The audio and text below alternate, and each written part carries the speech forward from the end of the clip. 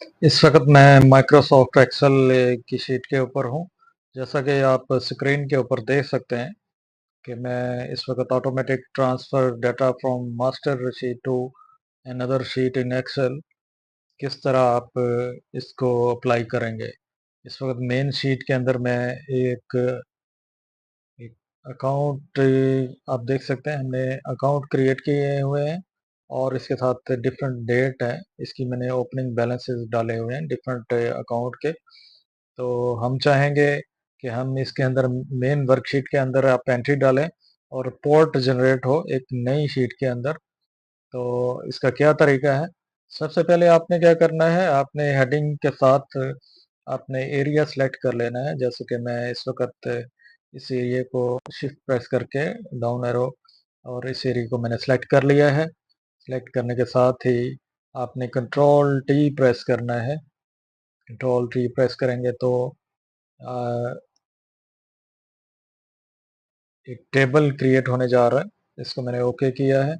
आप देख सकते हैं कि एक टेबल क्रिएट हो चुका है और अब हम इसके अंदर एंट्री डालेंगे और इसके अंदर रिपोर्ट जनरेट होनी चाहिए। तो सबसे पहले रिपोर्ट सेक्शन के अंदर आपने क्या करना है, आपने जो सेम हेडिंग आपने कॉपी कर लेनी है। जैसे कि date, account, description, type, quantity, rate, credit and debit, ये आपकी हेडिंग फील्ड है। इसको आपने रिपोर्ट के अंदर कॉपी कर लेना है, जैसे इस वक़्त मैं कर चुका हूँ।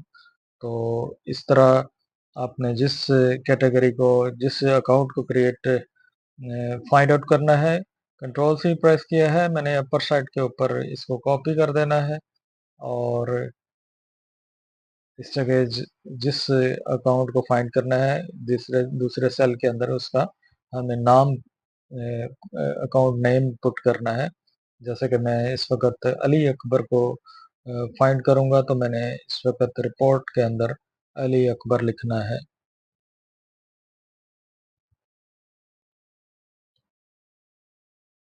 अली अकबर लिखा है और इसके बाद मैंने डेवलपर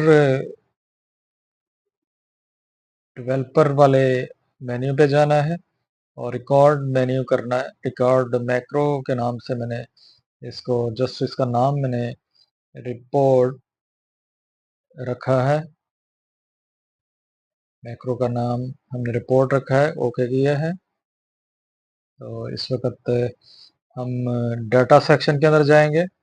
डाटा सेक्शन के अंदर जाने के साथ ही आपने एडवांस वाला इस टूल को प्रेस किया है और कॉपी टू अनदर लोकेशन आपने इसको चूज़ कर लेना है और लिस्ट रेंज की जगह मेन वर्कशीट के अंदर जाएँगे और इस एरिया को आपने सेलेक्ट कर लेना है।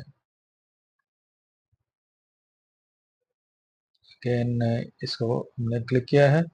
क्राइटेरिया रेंज जो आपने देनी है, जैसे कि क्राइटेरिया रेंज आपकी ये है, जो कि आपने फाइंड आउट करना है।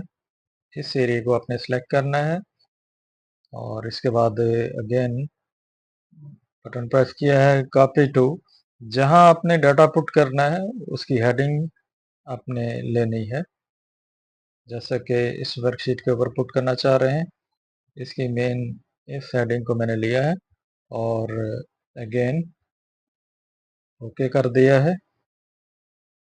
आप देख सकते हैं अली अकबर फाइंड हो चुका है और इसके बाद मैंने डेवलपर सेक्शन के अंदर जाके स्टॉप रिकॉर्ड इसको क्लिक कर दिया है। अब मेन एंट्री में डालूंगा जस्ट फॉर एक्सपेरिमेंट, प्रैक्टिकल करने के लिए। जैसे मैं इस वक्त 8 ऑफ अगस्त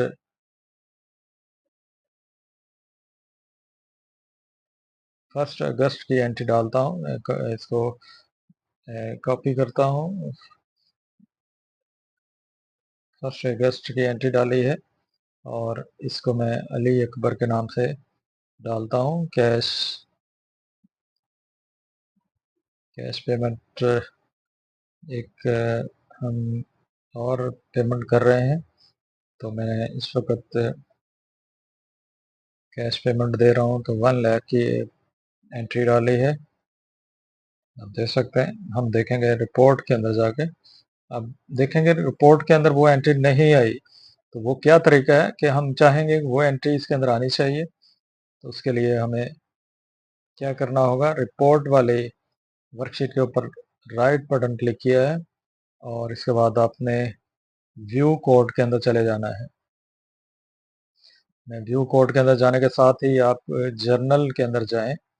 जैसे कि ये इस तरह की विंडो आपको खुलेगी, आपको स्क्रीन के ऊपर वर्कशीट आपने क्लिक करना है, किसी किस्म की इसके अंदर डिलीशन नहीं करनी और इस सेक्शन के अंदर सिलेक्शन चेंज, यहाँ एक्टिवेट वाली ऑप्शन को क्लिक कर देना है और कॉल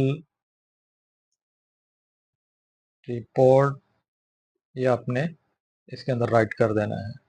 और अगेन मैं इसको एक्सेल शीट के अंदर चाहता हूँ, तो आप देख सकते हैं वो वाली एंट्री इसके अंदर आ चुकी है।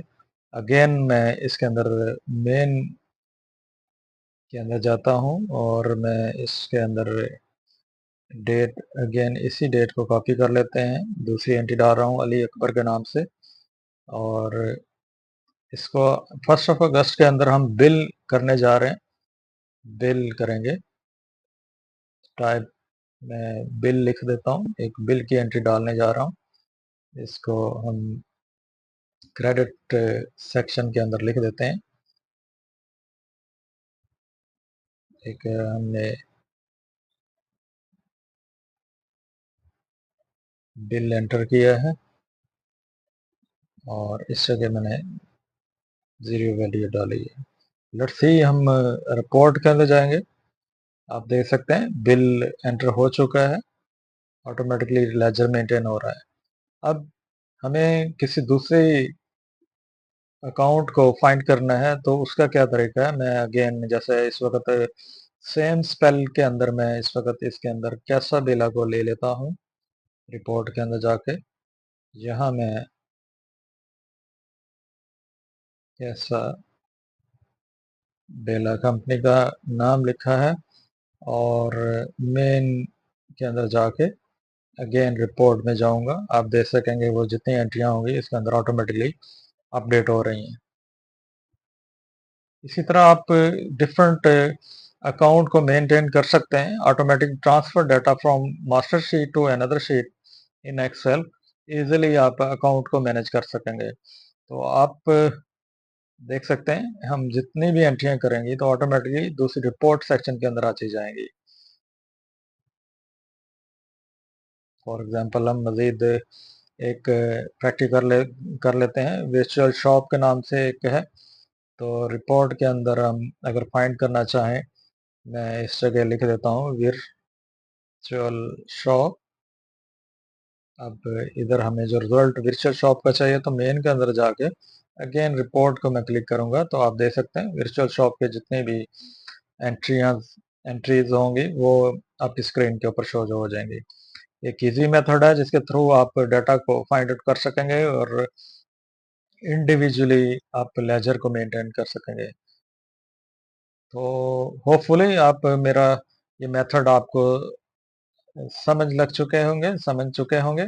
अगर किसी किस्म के क्वेश्चन की ज़रूरत पड़े, आप मुझे क्वेश्चन कमेंट्स में शेयर कर सकते हैं, हम उसका रिप्लाई देंगे। मेरे चैनल को सब्सक्राइब करना ना भूलिएगा। नेक्स्ट वीडियो तक अल्लाह हाफ़िज़।